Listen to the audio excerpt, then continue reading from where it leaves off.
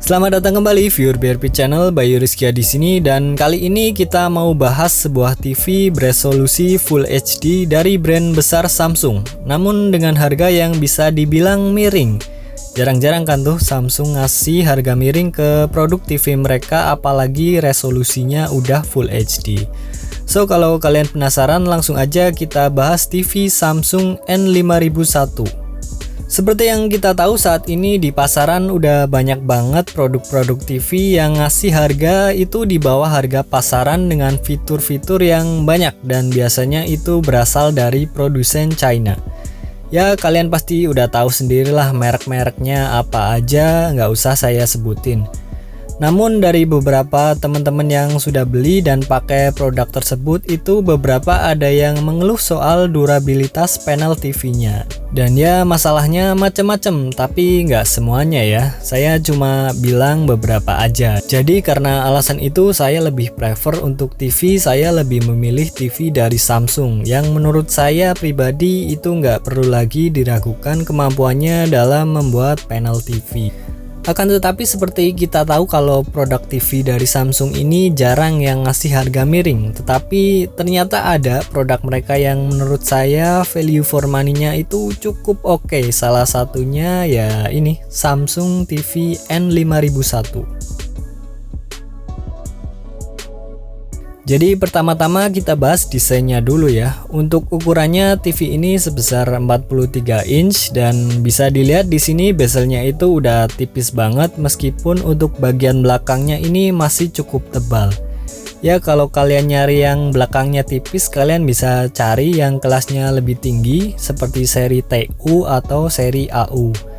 Untuk materialnya juga ini bagian bezelnya dan kaki-kakinya itu masih terbuat dari plastik, namun yang cukup menyenangkan menurut saya itu adalah lapisan luar panelnya ini.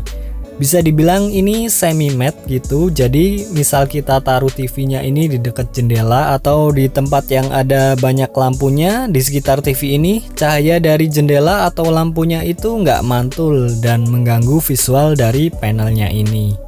Untuk panelnya sendiri ini menggunakan panel LED dengan resolusi Full HD, dan yes, untuk kualitas gambarnya ini menurut saya udah oke banget. Dan seperti yang saya bilang di awal tadi, kalau kualitas panelnya ini terlihat lebih oke daripada TV-TV yang ditawarkan dengan harga murah dari produsen China tadi. Jadi tampilan gambarnya ini bisa dibilang itu khasnya Samsung, yaitu warnanya pop up banget dan kontrasnya ini tinggi, jadi gambarnya berasa lebih hidup, dan tentu saja dengan resolusinya yang sudah Full HD ini membuat gambarnya juga tajam banget. Dan ada beberapa mode tampilan juga yang bisa kita pilih, contohnya mode film ini yang membuat dynamic range-nya ini jadi lebih tinggi.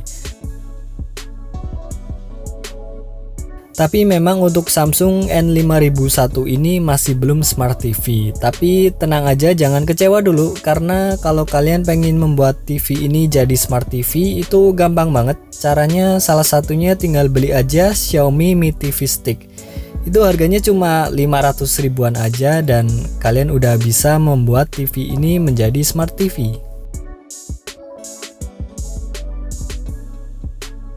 Kelar ngomongin gambarnya, sekarang gimana sama kualitas suaranya? Menurut saya ini kualitas speaker dari TV ini itu biasa banget. Mungkin karena cara kerjanya ini yang menggunakan sistem downfiring ini membuat power dari speakernya ini terasa kurang kalau menurut saya, dan bassnya juga nggak kerasa di kuping saya.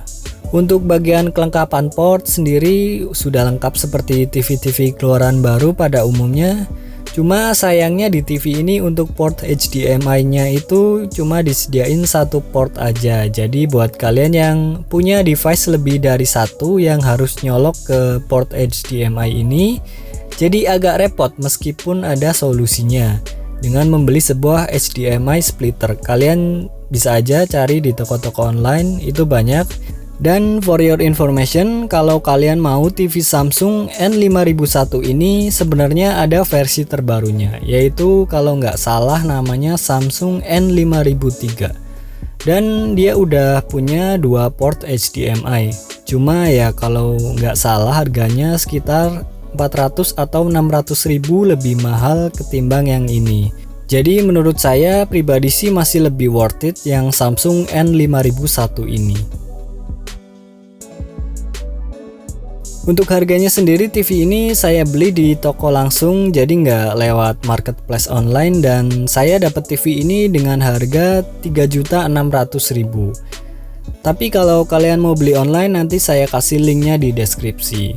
Saya tahu pasti di sini banyak yang mending-mendingin dengan TV keluaran produsen China yang dengan harga segitu mungkin udah bisa dapat smart TV dari brand-brand China. Tapi seperti yang saya bilang di awal tadi, dari berbagai TV-TV keluaran produsen China itu ada beberapa isu-isu yang kurang enak terkait durabilitas panel TV mereka. Ya karena untuk saya pribadi kalau beli TV itu bukan untuk dipakai 2 atau 3 tahun aja, tapi bisa dipakai sampai 7-10 tahun. Jadi soal durabilitas panel ini saya nggak mau main-main atau ambil resiko. Apalagi untuk brand Samsung ini nggak usah diraguin lagi lah soal kemampuan mereka dalam membuat panel TV dan resolusinya juga udah Full HD.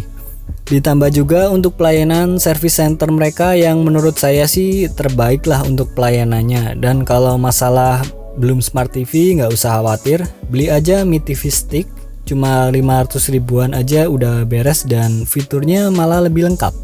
So jadi itu tadi review saya tentang Samsung TV N5001 ini. Jadi like kalau kalian suka video ini, subscribe dan nyalakan lonceng notifikasi agar kalian gak ketinggalan video-video selanjutnya. Saya Bayu Rizky pamit.